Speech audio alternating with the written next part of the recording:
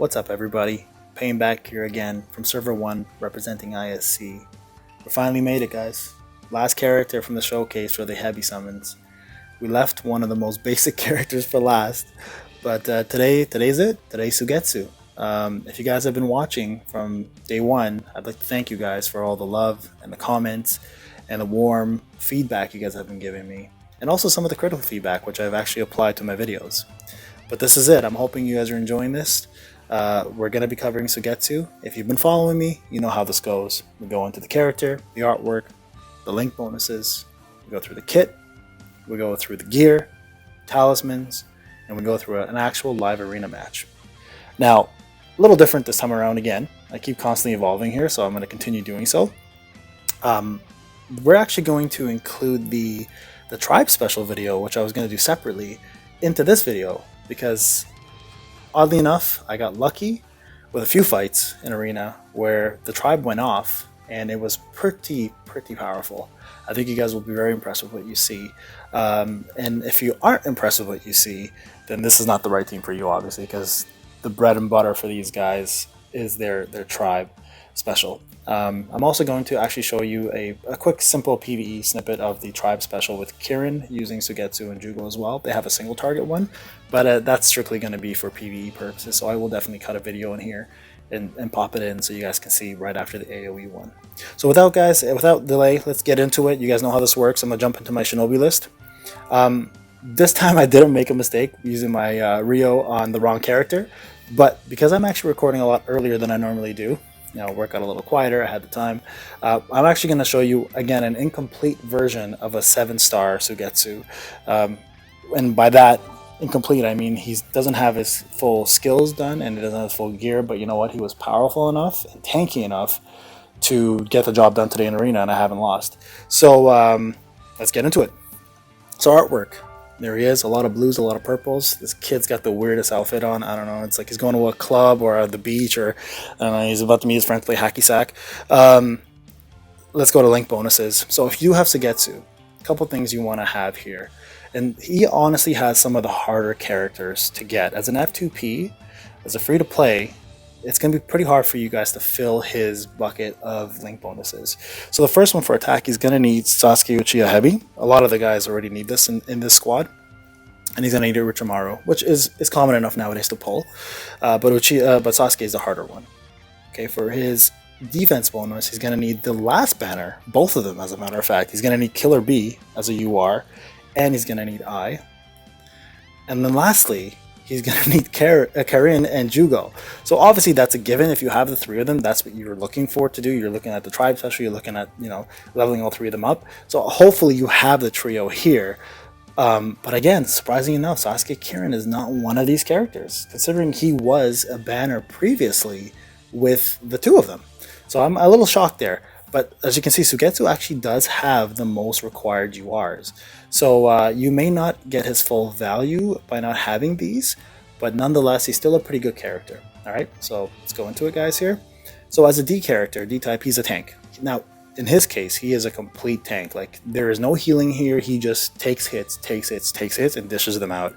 Like, he has guard rate up for almost every skill. And if you don't know what guard rate up is, if you watch your own fights, you'll see that when somebody hits you, you're sometimes going to get a blue shield that kind of pops up in the middle of your fight. That is your guard rate going off, and the percentage that it takes away from the damage that hits you is based on how much your guard rate percentage is worth, right? So we're going to go into that a little more detail. So they can see his HP is pretty high. It's not bad. If you compare him to someone like Jugo, who's complete, he's also a D, he's got 14. So once I do complete Suigetsu, their HP will be very similar. So currently I'm at 12.5. 125,000. His attack is not bad for a tank. If we go to, again, compared it to Jugo, Jugo is more complete and has a lot less attack than Suigetsu. And Suigetsu's not even complete yet. So the gear is not complete and his kit's not complete. So I think attack-wise, he is actually built to hit harder than Jugo, but has a more tankier kit, so to say. And lastly, defense, of course, high for a D character. Again, let's compare him to his counterpart Jugo. Very similar in defense, so they both are really good at taking hits. Now, one thing that he does have that both Kirin and Jugo don't have as good is speed. He's a faster tank, so you're going to get a faster character out of him. So you ideally want to put him first actually in your group. So he takes more damage, he goes first, and he raises that guard rate up.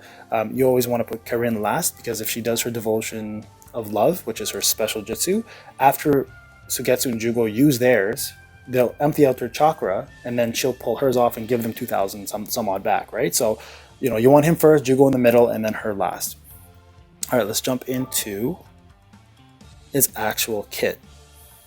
So, let's go through Wildstar Army of Might. Arm of Mighty Water Jutsu. So deals damage to one enemy and boosts all critical suppression rate and guard rate for 2 turns. Now that's 2 major buffs, guys, you get in one single attack. Now why these are so important is because critical suppression stops critical damage from happening. So characters such as Rock Lee, someone like Kakashi, for example, or anybody with a high crit percentage is gonna hate fighting him. And the reason why is because they have a high percentage, but with his crit suppression at 33.15%, he actually reduces their ability to crit, which takes away a ton of their damage. If they're not critting, they're hitting like paper most of the time. And then he also boosts all allies' guard rate by 28.15%. Now what that means is you have a chance to guard using that blue shield I was mentioning, and you will reduce the damage coming in, and it's pretty substantial, especially when you're a tank. So this is a very good special, and you want to pop this off as much as possible, right? Because it's just going to help you, and you can get this off more than every 2 turns, so you probably keep this up permanently if you have the right setup. Let's go into Leave Him to Me. So same scenario, because it does take time to build your special jutsu, this one will cover you for the time being. Deals damage to one enemy and boosts all allies guard rate again for 2 turns. So while you're waiting for your chakra to be built, to get another guard rate up and critical suppression up, this will keep you guys protected, especially Jugo and Suigetsu as tanks. So great move there. And then Prodigy of the Mist. So boost all active damage reduction rate if the user is active at the start. Boost all allies guard rate at the beginning. So as I mentioned, this character is a true tank. There is nothing fancy about him. He is meant to take hits, and he's meant to protect the rest of your squad. So having damage reduction rate is huge. That is raw damage coming in being completely blocked at 24.34%, and he also still boosts the guard rate by 5.78%. So that is massive, guys. That'll actually protect the rest of you guys, or the rest of your squad, whether they're healers or damage dealers, and is great for keeping your nukers alive. Okay, and again, as you can see here, I haven't completed attack HP boost S, which is going to obviously bring him up quite a bit, and then damage increase hasn't been touched and damage decrease hasn't been touched. So this is actually a little even more than I originally had. So when you see him in arena, he's actually going to be weaker than what you see here. Gear wise, I really haven't done to the end of it. I'm at 45 all the way across, but we'll complete that up. And then scrolls and talismans, 25 and 25 apiece. You know how that works. Vitality. Oddly enough, he has the same vitality as Karin and Jugo. The difference with him, though, what I found interesting was he actually gives more chakra upon allies' defeat and receives more when your enemy is defeated. And by that, I mean, if we go to Karin for a sec, hers has the same thing, but it gives 75, while his starts off at 150. So as you can see, he is going to be pulling his specials a lot more often when you get this enhanced chakra increased up to the maximum level. So that's kind of cool about him. He's just going to be a non-stop machine for taking hits and protecting the rest of your squad. So don't let Jugo fool you. Just because he's not fancy and he doesn't... sorry, not Jugo. Suigetsu fool you. Just because he's not fancy and he doesn't bring a lot of different mechanics, he brings you the ultimate protection that you need for your squad. So for that, I think he's one of the best tanks in the game.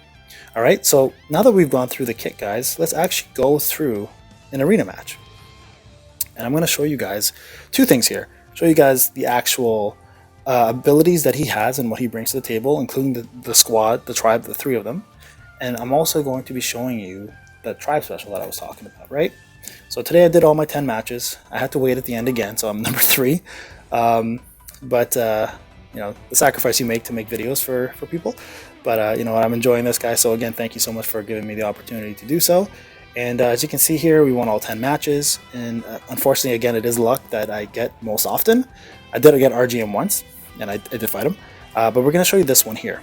And this is actually going to showcase to you guys the full potential, not fully maxed out character, but the potential that someone like Suigetsu has in the tribe put together.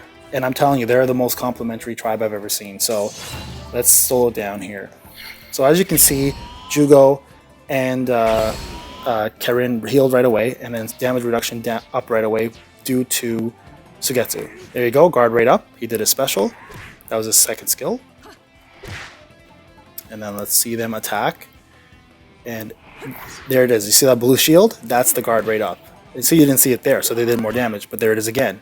So that blue shield is so important, guys. It cuts a lot of the damage you would normally face when fighting opponents that are hitting like trucks, like Borutos or Kakashis or Hebis or, you know, any like bees, for example. That shield is going to take a substantial amount of damage away. There it is again. Because remember, he gives it to everybody, not just the 3-man cell. So he is protecting literally your entire 9-man cell right now. So we're going to fast forward here, guys.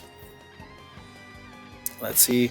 Lightning Blade go off. As usual, Kakashi's the go-to paralyzer. There it is. That pretty much right there, guys, ended the match. The moment you see a paralyze like that hit, it's pretty much over. So let's go again. Heal, heal. All right, and let's see. And here's a crazy part. They've already got their specials up after one round, and you're gonna get to see his now. Pretty decent damage considering what it does. There it is, 66,000. And he gave critical suppression and guard rate up that point. And then she, of course, heals all of them and gives them chakra. So now, as you can see, Suigetsu's chakra just went up, and Jugo's at full, and she's now got a lot more than she had when she did that special. So that's the cool thing about her. All right, we're gonna speed this up a bit. There it is, the blue shield again, right? Almost did no damage there at all. So let's fast forward. There it is. So here comes the tribe, guys. So this is it. So what this tribe does is it does a massive AoE heal to everybody, increases the entire 9-man cell's chakra, and gives everybody guard rate up, which is insane. And I'm talking about like a lot of guard rate up. So this is, if you pull this off, first off, you're killing the entire group of people. So let's just see the damage here. There you go, 495,000, and this is like a non-leveled tribe, right? And you just gave, if you guys saw, everyone got chakra from that, so everyone's about to pull off their specials. And on top of that, everyone got guard rate up again, but at a higher percentage. So now you've officially made everybody take a lot less damage, do specials a lot faster now, and become more efficient at killing people. So, I mean, you've healed everybody at the same time. So now the opponent is pretty much facing a brand new squad over again with a crippled squad of their own. So that's what makes them so impressive. A lot of the AoE tribes specials offer debuffs, but these guys do the opposite. They actually buff your team, making you guys a lot harder to kill, right? So that's why I think this trio is so cool. Where the Sannin have complete opposite debuffs but do heal, these guys give you nothing but buffs and heal and chakra. So, you know, it's up to you how you wanna lay out your team. But if you're looking for an AoE team that gives you a lot, this team should not be overlooked. I highly recommend them. So let's just finish this off here. I believe this is going to be the end of it. At least the next round will be the end of it. Yeah, as you can see, they've got their chakra back again. So they're just constantly going to be doing their specials over and over again. And that's the crazy thing about someone like Karin, right? She's going to keep feeding these two after the second turn, and they're going to just continuously do their specials and continuously heal and give guard rate up. There you go. And there you go.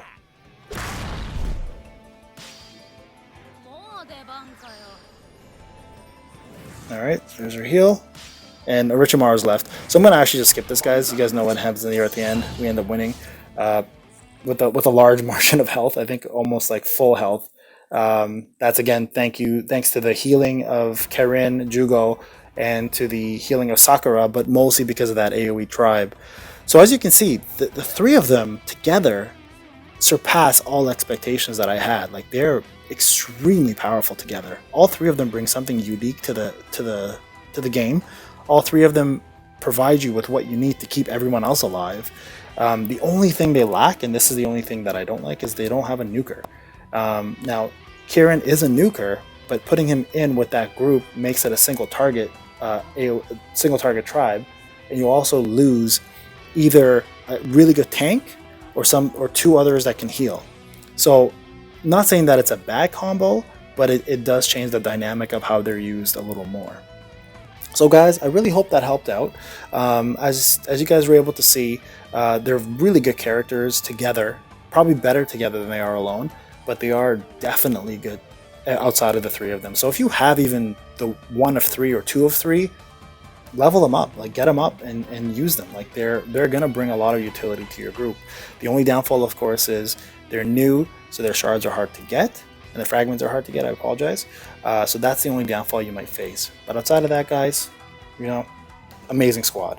So I really hope you enjoyed the video. I will be posting the Hebi single tribe, sorry, the Kirin the single tribe video shortly after, and I'll put it into this one, and you guys can see the kind of damage it does. And I really recommend that one for PvE, but not necessarily for PvP, as Kirin Sasuke alone brings a lot to the table without having to be in this tribe.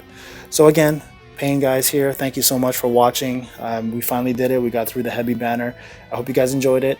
I'll be doing I and B next, but we're going to take a break. We're going to be having videos on the newest update that's coming up, and I'm actually going to go over a tier list that was created by some of the best players in the tribe's community. So I'm going to give a shout out to them when I post that tier list, and don't miss out, because that tier list actually is geared for noobs, veterans, and some of the best players. It might actually change your mind on how you see some of the characters. It's pretty in depth. A lot of time has been put into it, and a lot of math and calculations and testing has been done. So shout out to the labs tribes community and for all your hard work. And thank you for allowing me to take the time to eventually show that tier list, which I'm hoping to be tomorrow. But guys, again, thank you for your continued support. Have a great time, enjoy, and talk to you guys later.